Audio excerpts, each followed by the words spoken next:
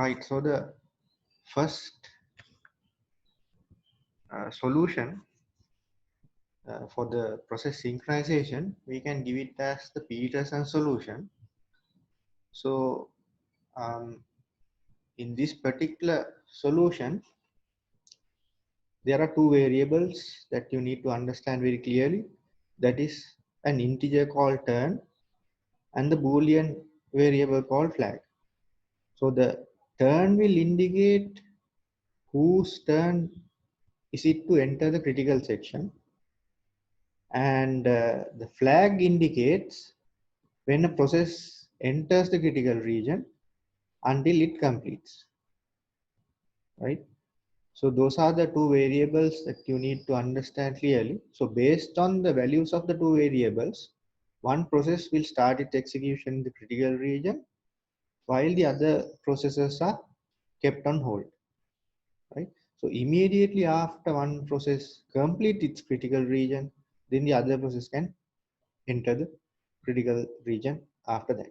So that is how this is implemented. So I will show you the code for Peterson solution.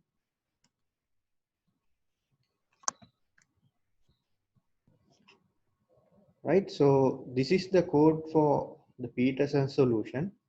So first it will check the flag, set the flag value and set the turn value, and it will check the flag and turn together, whether the turn is given to the process as well as the flag is available as well. So when both are true, when a flag is true and when turn is given to that particular process, that process can enter the critical region,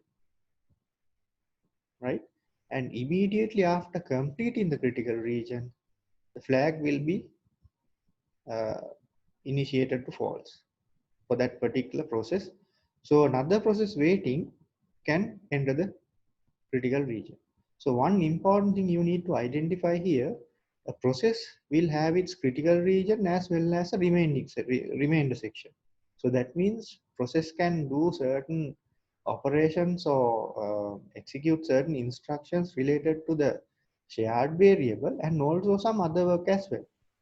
So when the other work is executed, then there's no point of blocking another process from entering the critical region. So if another process is waiting immediately after the critical section, then the flag will be initiated to false. Another process can enter the critical section. So we'll see how it is implemented by using a simple example. So here we will take process 0 and process 1.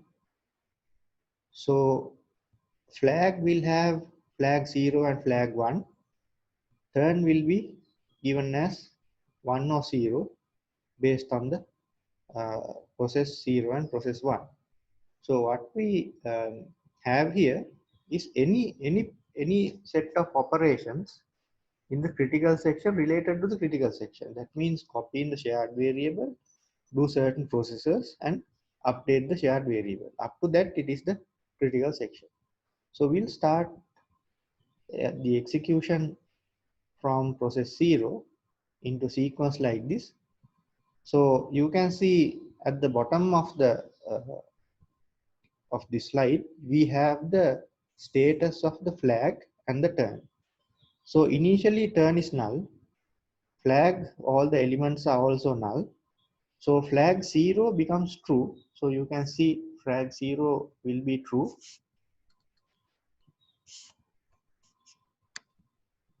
And then turn will be initiated to 1.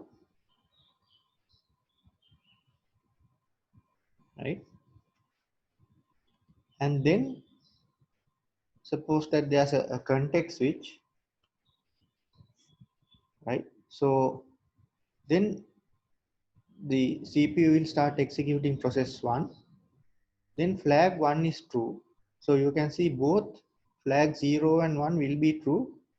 That means both processors are ready to enter the critical region.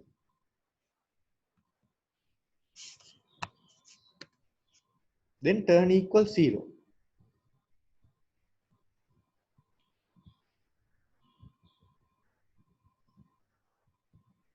right? Then in the next step of process 1, you can see while flag 0 is true and turn equals 0. So now you can see here this condition is true. Flag 0 is also true. Turn equals 0 as well. So the while loop is true. That means it will be inside the loop. So process 1 cannot proceed further. Why? Because the condition is true. You can see there's a semicolon here. That means this is an empty loop, right? This is an empty loop.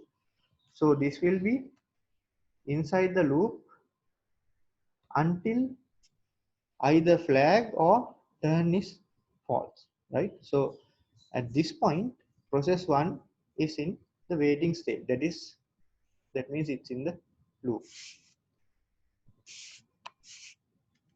So suppose that there's a context switch, it will check the condition again, right? While flag 1 is true, but the turn is 0. So that means the turn is given to process 0, right?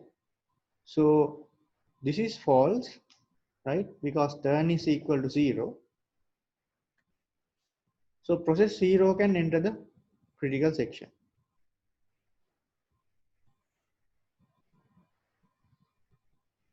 right? And process 0 can proceed with the critical section,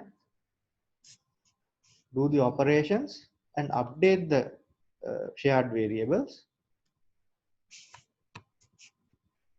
After that, the flag 0 will be set to false, right? So you can see in the array for the flags, flag 0 becomes false. So what happens when the flag 0 becomes false? So you can check on process 1, flag 0. If the flag 0 is true as well as turn equals 0, it's in the loop. Now flag 0 is false. That means that condition is false, right? So this condition now becomes false because flag 0 is false. Now process 0 will exit from the while loop and enter the critical section,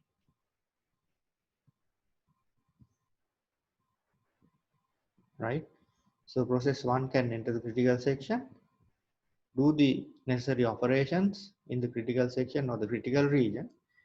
Immediately after that, flag 1 will be set to false,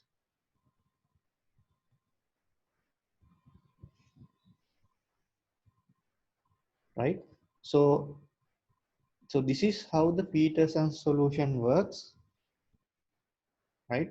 So you can try it in a different sequence and check whether the solution works for a different sequence as well. So the idea behind this Peterson solution is to facilitate all the three conditions. That means mutual exclusion. When process 0 enters the critical section, process 1 will be in the loop. When process 1 enters the critical section, process 0 either it completes the critical section or it should be in the waiting state, that is in the loop. So mutual exclusion will be preserved as you saw in this particular example. Then progress. So immediately after P0 completes, the flag will be set to 0. That means process 1 can start its execution. When process 1 completes, flag 1 becomes 0. That means process 0 can enter the critical section. So there's a progress. That means immediately after process 0 or process 1 completes, the flag will be set to false. That means it enables the other process to enter the critical region. And then the bounded wait means how many times process 1 or process 0 start its execution. So process 1 will run only once and give the chance to process 0. So in this example, process 0 will also run only once, give the chance to process 1. So the bound is 1 time, So this can be running even in a loop, right? For 10 times or maybe 20 times, but there's a limit. So mutual exclusion, you can prove it like this, right? So the flag and the turn will set the values for process 0 and process 1.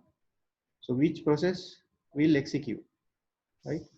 So flag 1 is true, flag 0 is also can be true, but the turn will determine which process will enter the critical section. So flag will indicate whether a process is ready to enter the critical section, but turn will indicate whose turn is it to enter the critical section. Because in a given time, both flags can be true.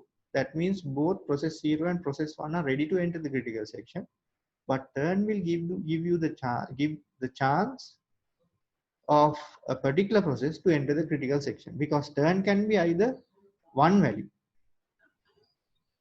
So you can see either process 0 or process 1 can enter the critical section. So that is the first condition, mutual exclusion. So that will be preserved. So we have to prove for any given solution, uh, all three conditions are met. Right? Then about the progress.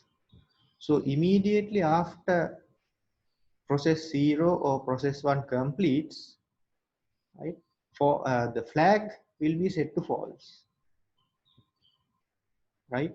So that means that particular process is now already, critical section is already executed. So that process will complete its critical section and give the chance to another process to enter the critical section. So that is being given from the uh, value of the flag. So the value of the flag will be immediately set false after completing the critical region. So there's a progress. So in Peterson solution, progress condition is met. Then the bounded wait. So after process 0 enters the critical section, it runs only once, and immediately after that, the chance will be given to process 1. Same way, process 1 will also run one time for the critical section. After that, the flag will be set to false, give the chance to another process. So bounded wait requirement is also met in this solution. So you can actually include a particular critical section in a loop. For example, you need to run the critical section for 10 times, maybe 20 times, or even 100 times. But there's a bound, there's a limit to run a number of iterations for the critical section. Immediately after that, it will give a chance to another process. So that is called bounded wait. So waiting cannot be indefinite waiting. That is the main idea on this bounded wait. So those are the three conditions for process synchronization problem. So all are met in Peterson solution. So whenever a solution is implemented, we have to make sure that these three conditions are met, and you should be able to prove these three conditions.